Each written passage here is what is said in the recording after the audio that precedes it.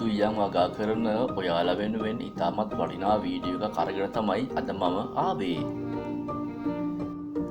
ඔයාලා ගෙදරට ගේන දුලියන් කාලා ඒ යට ඔයා වීසි කරලා පැලවෙන ඒ පැල හරියටම අරගෙන ඉවර වෙලා අපි කොහොමද අපේ පැලේ හදාගෙන මේ විදියට ඉක්මනට බාධා ලබා ගන්න කියලා අද මේ වීඩියෝ එකේ අපි බලමු.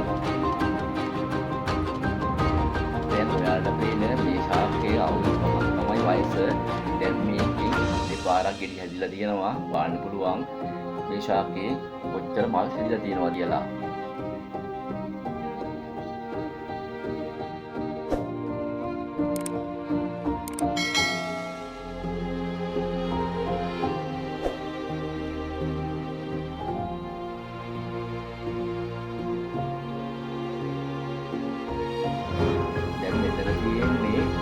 එකහමාරක් විතර වත්තේ පැලවෙලා තිබිච්ච දුලියන් ශාකයක්. මම මේක අරගෙන ඉවර වෙලා හිටවන්නයි හදන්නේ. මේක හිටවන්න කලින් මම කරන්නේ දැන් කරන්න යන්නේ පොල් එලිවල තියෙන පොඩියක් අරගෙන ඉවර වෙලා මේ මුල වටේට තියලා රෙදි පටියකින් ගැට ගහගන්න එක. මේ ශාකය කෙලින්ම අපි පොළවේ හිටෙව්වොත් එහෙම මේ ශාකය මේ යන්න තියෙන අවස්ථා ඉතාමත් වැඩි. මේ විදියට කරාම මැලේ හිටෙව්වට පස්සේ අපි දාන වතුර මේ පොහොල්ට උරාගෙන දවස් 3-4ක් ඒ පොහොල රඳව ගන්න නිසා මේ ශාකය මැරීමට ලක් වෙන්නේ නැහැ.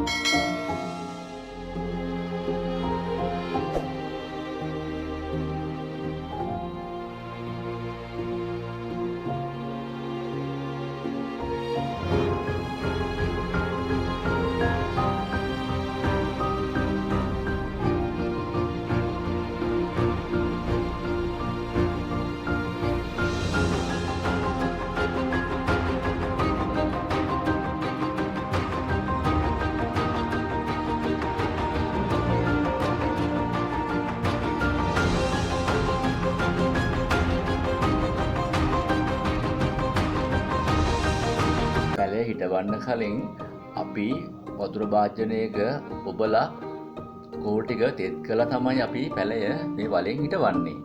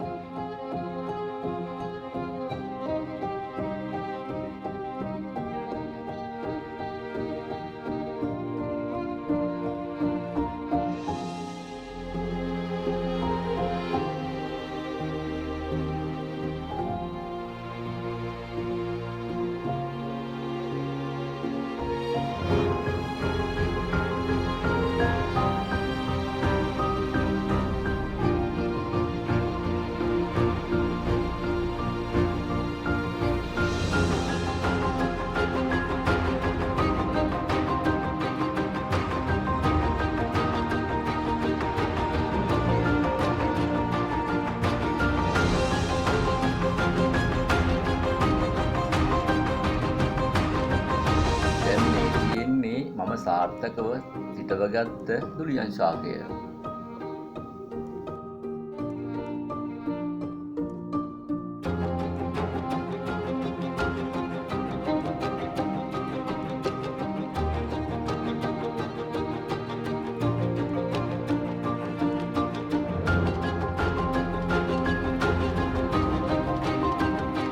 හිටවපු පැලේ මා තුනකට පස්සේ ඒ විදිහ තමයි දකින්නේ.